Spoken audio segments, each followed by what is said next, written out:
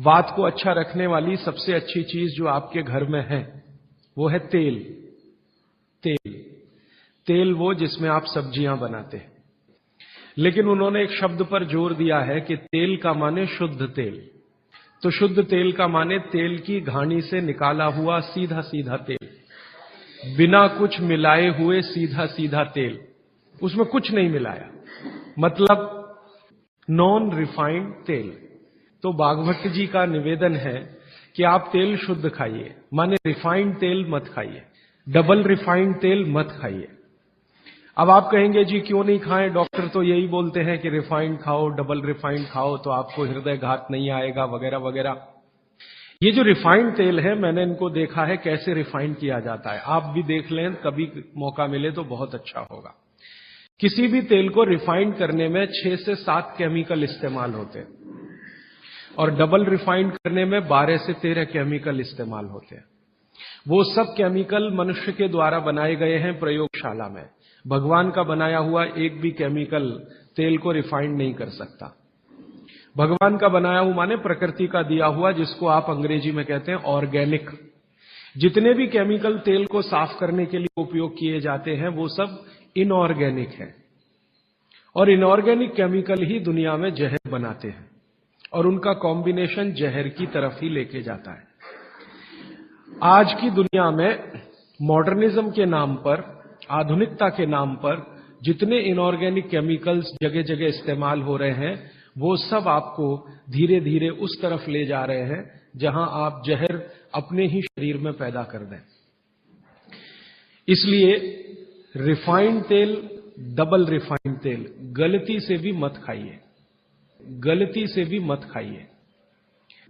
अब आपके मन में 2 प्रश्न आएंगे तुरंत कि शुद्ध तेल में तो बास बहुत आती है।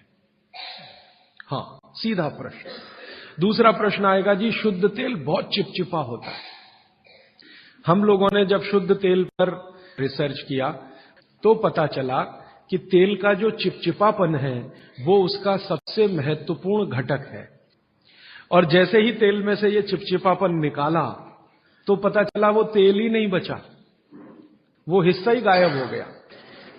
फिर हमने देखा कि तेल में जो बास आ रही है, बास, वो उसका प्रोटीन कंटेंट है। दालों के बाद दूसरे नंबर पर जो प्रोटीन सबसे ज्यादा है वो तेलों में है। 4-5 तरह के प्रोटीन है सभी तेलों में।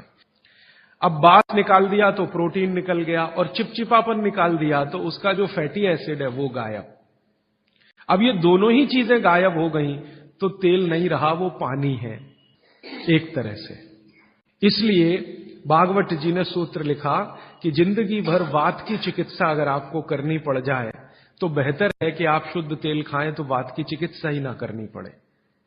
और मैंने आपको सबसे पहले दिन बताया था कि दुनिया में सबसे ज्यादा रोग वात के ही हैं, सबसे ज्यादा रोग।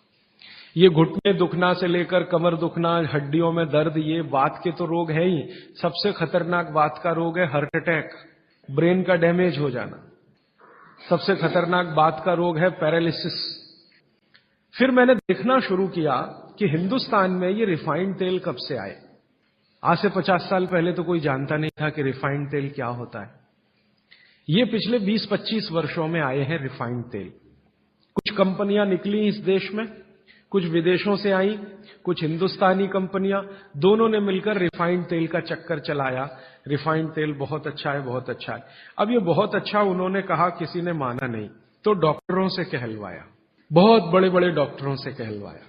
इन डॉक्टरों के साथ मैंने जब वार्ताएं करना शुरू किया, खासकर बंबई के कुछ डॉक्टरों को जो हर समय ये प्रेस्क्रिप्शन के साथ कहना नहीं भूलते कि तेल सफोला का ही खाना या तेल ये ही खाना, तो मैंने कहा डॉक्टर साहब सफोला से आपका क्या रिश्ता है?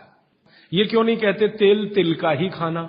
ये क्यों नहीं कहते तेल नारियल का ही खाना? ये क्यों नहीं कहते तेल मूंगफली का ही खाना? ये सफोला कहां से आ गया?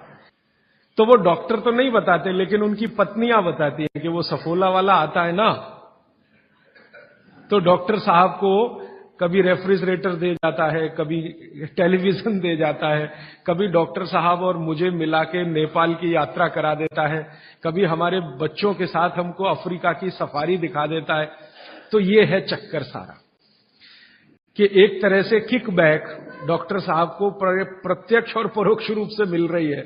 इसलिए डॉक्टर साहब बार बार कह रहे हैं कि सफोला का तेल खाना। अब ये सफोला का तेल हमने लेकर टेस्ट किया लेबोरेटरी में। सूरजमुखी का तेल जो अलग अलग ब्रांड का है वो टेस्ट किया लेबोरेटरी में। दिल्ली में all India institute of medical sciences के कई डॉक्टरों को इसमें इंटरेस्ट हुआ कि बात तो ये गहरी है, इस पे काम करके देखना चाहिए। तो वो डॉक्टरों ने जो कुछ भी निकाल के दिया है रिसर्च के रूप में, है तो बहुत मोटा हिस्सा, अगर बात करूं तो बहुत दिन बीत जाएंगे, उसका निष्कर्ष एक वाक्य में बता देता हूं कि तेल में जैसे ही आप बांस को निकालेंगे और उसका चिपचिपापन हटाएंगे, वो तेल ही नहीं रहता, तेल के सारे महत्वपूर्ण घटक निकल जाते हैं। और डबल रिफाइंड में तो कुछ भी नहीं बचता। डबल रिफाइंड तो बिल्कुल छूछ है, कुछ है ही नहीं उसमें, और आप उसको खा रहे हैं। तो तेल के माध्यम से शरीर को जो कुछ चाहिए वो मिलता नहीं। आप बोलेंगे जी तेल के माध्यम से हमारे शरीर को क्या मिलता है। मैं बार बार एक शब्द पे आपको ध्यान लाया, HDL, हाई डेंसिटी लिपोप्रोटीन, ये तेलों में से ही आता है आपके शरीर में। वैसे तो ये लीवर में बनता है, लेकिन तेल खाएं तब, खाएंगे नहीं तो बनेगा नहीं है। तो शुद्ध तेल आप खाएं तो आपके लीवर की मदद से HDL आपके शरीर में बेहतरीन स्थिति में रहे। और ये HDL ही है जो आज की रिसर्च बताती है जो वात को कंट्रोल कर सकता है, HDL ही है।